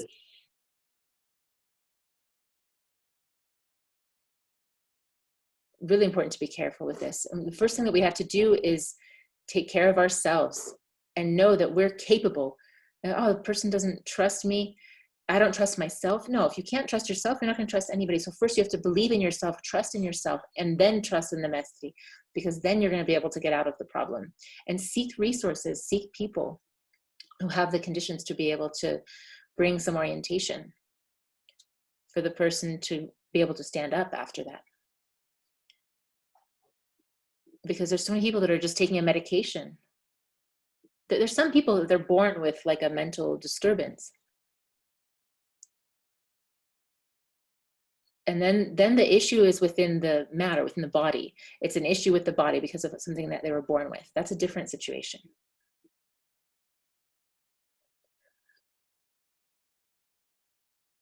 I am myself, I am an exorcist. I'm an exorcist of vagabond spirits that go to bother a person. There are people who sometimes are, the person has a problem, and oftentimes I can resolve that problem for the person. Trusting in God, not necessarily, it's not to have a session to, I don't do this like have a session to remove a spirit from an obsessive spirit from a person. Mestre Gabriel, he did that. It was a session. It was an Adventistio session. Mestre Gabriel removed an obsessive spirit from a person that the spirit was bothering. But I don't do this. So it's important if a person's depressed to not isolate, to make sure to keep eating, to be feeding themselves. Sometimes, for example, I'm going to teach you a remedy when a person has a weak memory. You take 3 duck eggs, and you take the yolk of the duck eggs and you blend them, and then you take some cinnamon, and you take a little bit of beef, a small amount of beef, to be able to get the marrow, and you put it into the blender and you make some kind of a cord with it that goes around the person's, and you put it onto the person's forehead, and you go out into the sun with it on your forehead for a few hours in the morning, like from 9 to 11 in the morning. And the person does it 3 times. The person has to be out in the sun where there's the vital energy of the sun. And that's what helps when a person restores their vital energy. Sometimes a person needs to restore their vital energy. The person is kind of burnt out and tired, and the person is just like drained, and sometimes the person starts getting into a bad mood. It's just a lack of positive energy. So the person needs to do something, go out into the sun and find a resource to be able to have a better day-to-day life, to restore their energy.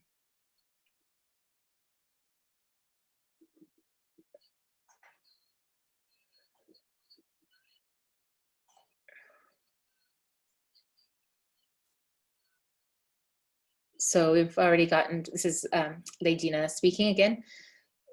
We've already gotten to almost 2 hours of live stream. And so we want to just express our gratitude to you, sir, for this opportunity for you to be here with us.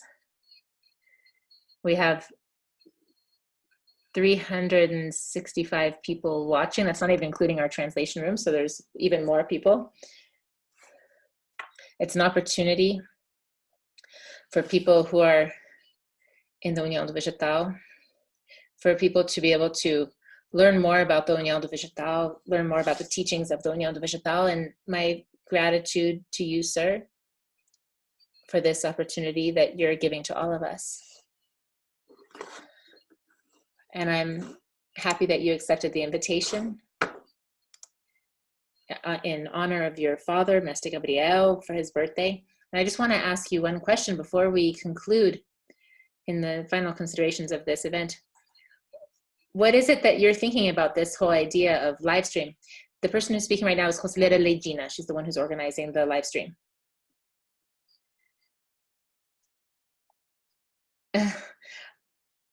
I'm thinking this is,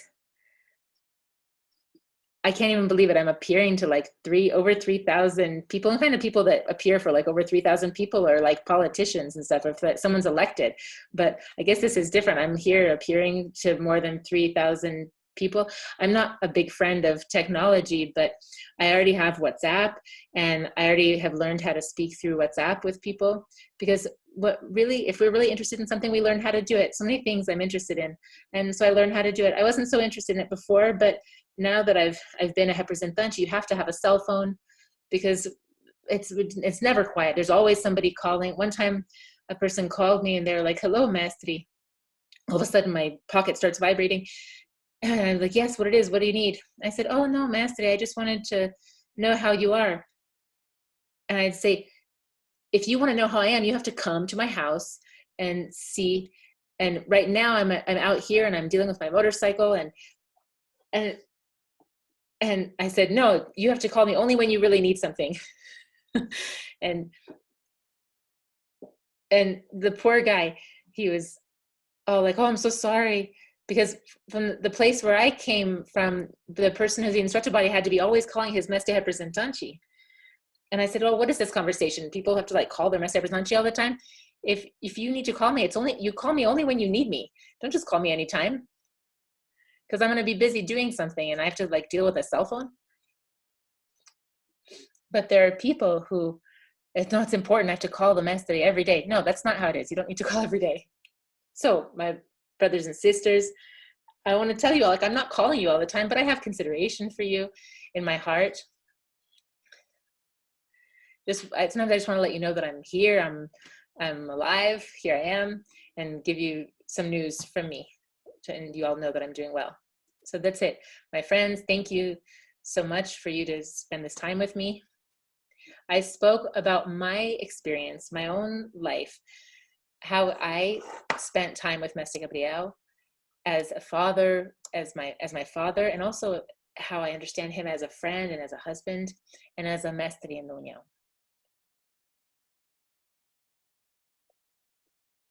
The mestre of the União. Mestre in the União is all of us, but mestre of the União is the mestre of the Vegetal, is Mestre Gabriel.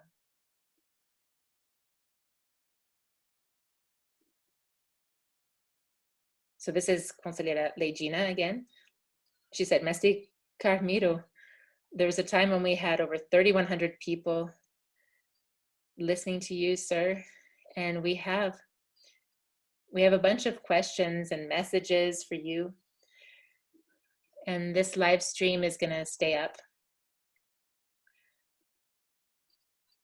It's going to stay up for 24 hours for anybody who wasn't able to participate, so that other people can watch it. And I'm going to be sending you, sir, all the messages that came in. Really good messages. And I wish you health,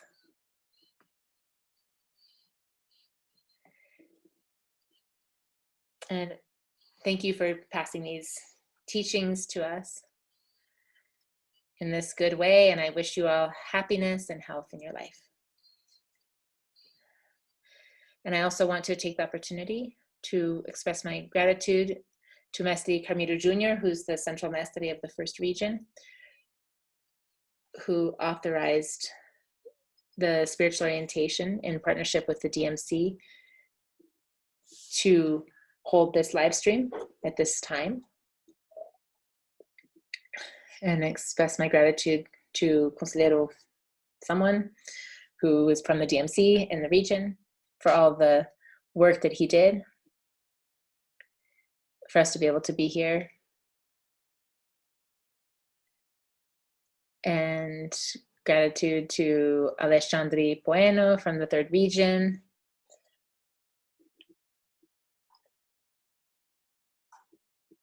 For the person who's supporting with the technology.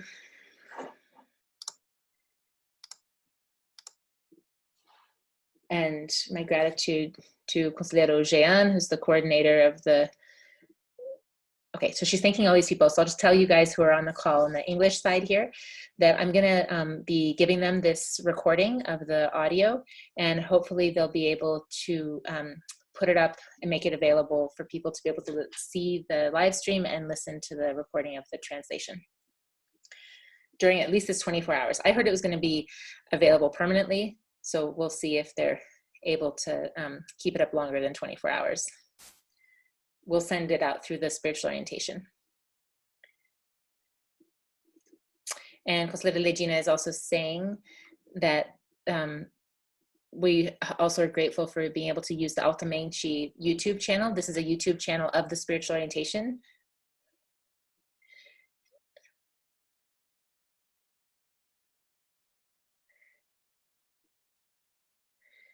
And hopefully next time we can answer many questions. There were many, many questions asked.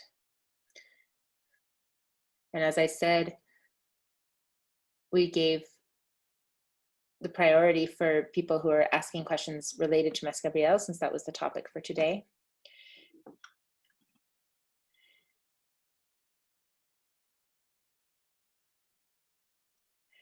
And okay, you guys, I think that's the end of the translation. They're saying if anybody else has anybody else that they want to thank, so just know that everybody's thankful for everybody. And I believe that that's the end of the event for this evening. And thank you everybody for listening in on the translation. I hope it was helpful.